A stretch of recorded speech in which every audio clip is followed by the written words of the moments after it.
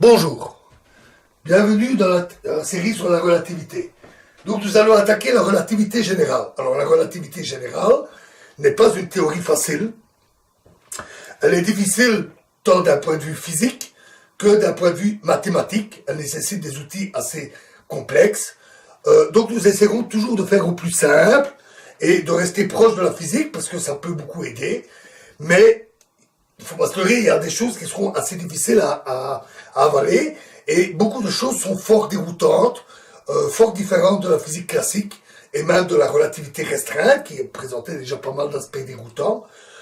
Ici c'est bien pire. Donc on va aussi y aller pas à pas. Et pour commencer, d'abord disons ce que c'est que la relativité générale.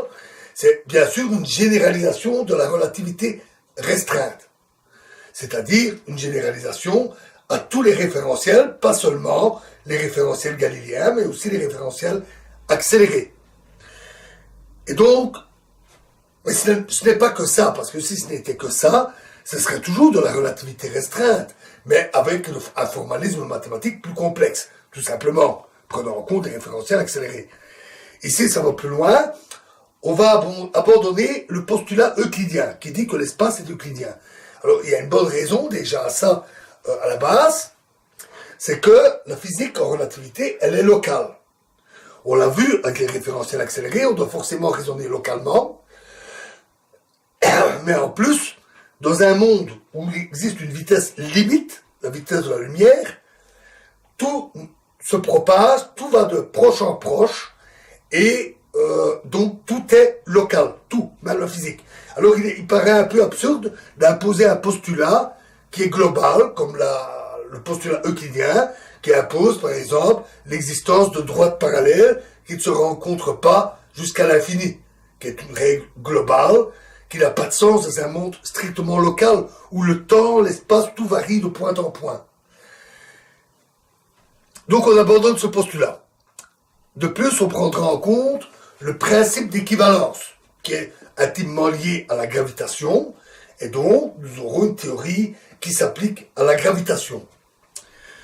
Nous mettrons ça en place assez rapidement, notamment le fait qu'on doit abandonner le postulat euclidien pour prendre en compte la gravitation. Nous verrons cela. Ici, on peut déjà se poser des questions sur quelques notions de base. D'abord, la mesure de l'espace et du temps. Comment ça se passe en relativité générale? Eh bien, c'est comme dans tout le reste de la physique et de la relativité restreinte, on utilise les mêmes appareils, les mêmes instruments. Il n'y a pas de mètre ruban de gravitation générale, il n'y a pas d'horloge de gravitation générale, c'est les mêmes instruments pour mesurer l'espace et le temps. On construit des étalons de mesure selon certaines règles et on respecte un principe de relativité qui, évidemment, ici, le principe de relativité généralisée pour tous les référentiels, et donc on veille toujours à respecter des règles dans la construction des étalons, en respectant les règles de la métrologie, donc des choses que nous avons vues, mais qui simplement se généralisent ici. De plus, si la gravité est, on va dire, modérée, pas trop forte, alors on sait que la relativité restreinte s'applique, et de plus, si on considère des distances courtes et des durées courtes, à ce moment-là, les effets de la gravité n'ont pas tellement le temps de se manifester. Si je lâche un objet, il ne tombe pas instantanément vers le sol. Si j'ai eu le temps de rattraper mon marqueur. Donc si on considère des durées courtes, la gravité ne se manifeste pas beaucoup et donc on peut appliquer la relativité restreinte et tout ce qui va avec, au moins localement dans un voisinage, même infinitésimal s'il le faut, d'un point, on peut appliquer la relativité restreinte, l'invariance de la vitesse de la lumière, des concepts tels que les événements, etc. Nous verrons cela aussi avec le principe d'équivalence. Nous irons plus loin dans cette relation entre relativité générale et relativité restreinte.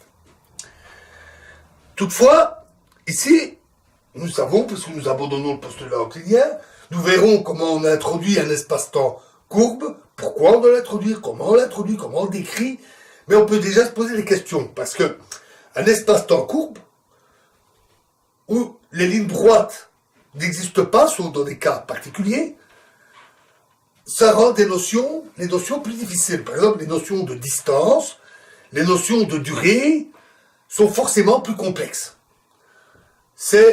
Prenons un exemple. Vous avez un iceberg. Imaginez un iceberg énorme, tout arabiscoté, avec la glace qui se tord, qui fait des points, des bosses, etc. Et vous voulez le mesurer. Vous êtes là, dans votre petite chaloupe, et vous devez le mesurer. Et tout ce que vous avez, c'est 1 mètre ruban. Comment faire? Eh bien, il n'y a qu'une solution. Grimper sur l'iceberg, y planter des pitons, et commencer à faire des tas et des tas et des tas et des tas de mesures, jusqu'à cartographier entièrement votre iceberg. On peut imaginer le même genre de choses pour l'espace-temps. Le décrire par une cartographie complète. Avec toutefois 2 difficultés. D'abord, le temps s'écoule. Le temps fait partie de l'espace-temps. Impossible de revenir en arrière dans le temps. Ça peut ne pas laisser le temps, justement, de tout cartographier. Ça peut compliquer les choses. Autre difficulté, on a planté des pitons dans l'iceberg. C'est plutôt difficile de planter des pitons dans l'espace-temps, évidemment. Alors, comment faire avec l'espace-temps? Donc, qu'est-ce qui pourrait nous aider? Qu'est-ce qui pourrait faire office de piton? Eh bien, simplement, ce qui est dans l'espace-temps. Les objets, les événements qui s'y produisent peuvent être des repères qui peuvent nous aider à faire cette cartographie. Prenons un exemple simple. On a une particule qui se déplace. C'est un objet qui correspond à une série d'événements, sur la trajectoire. On a une explosion, un événement. Et entre tout ça, et un appareil de mesure, aussi sophistiqué qu'on veut. Et entre tout ça, des rayons lumineux qui sont échangés entre la particule, l'objet, l'événement, etc. L'instrument va mesurer les événements réception 4, 5, 6 des rayons lumineux et par des déductions, de diverses mesures de ce qu'il reçoit, en déduire les 1, 2, 3 événements qui permettent de cartographier l'espace-temps. Donc on peut bâtir par la mesure un réseau d'événements et leurs relations entre eux et obtenir ainsi une cartographie et décrire ainsi la géométrie de l'espace-temps par son contenu. Kip Thorne, un des grands spécialistes de la relativité générale, a une jolie formule pour ça en disant « L'espace-temps est défini par ce qui s'y passe ».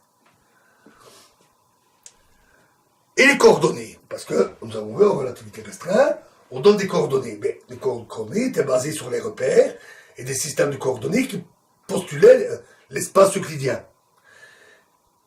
Ici, comment faire pour attribuer des coordonnées aux événements? On peut imaginer faire un peu comme en relativité restreinte, disposer des étalons. Donc on peut arpenter un chemin, poser les étalons, et ainsi mesurer une distance. On peut imaginer faire ce genre de choses avec des horloges, et mesurer un trajet dans l'espace-temps, une trajectoire. Mais on a un espace-temps courbe.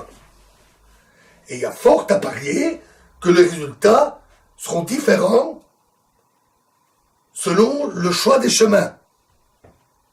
On l'a vu déjà en relativité restreinte, dès qu'on a des accélérations, la géométrie devient capricieuse. On l'a vu avec l'effet Sagnac. Imaginez déjà simplement une montagne. Suivant les chemins que vous prenez, chemin escarpé, chemin direct ou à vol d'oiseau, les distances que vous allez mesurer vont être différentes. Parfois, quand on fait des randonnées, on part d'un point, on aboutit au même point, et vous avez des panneaux qui indiquent des kilométrages différents, bien entendu. L'espace-temps, c'est la même chose. Donc ça va compliquer forcément les choses. Mais, les coordonnées, ce n'est jamais que des étiquettes. C'est des étiquettes que l'on colle sur les événements pour les identifier. Et après tout, sur ces étiquettes, on met ce qu'on veut.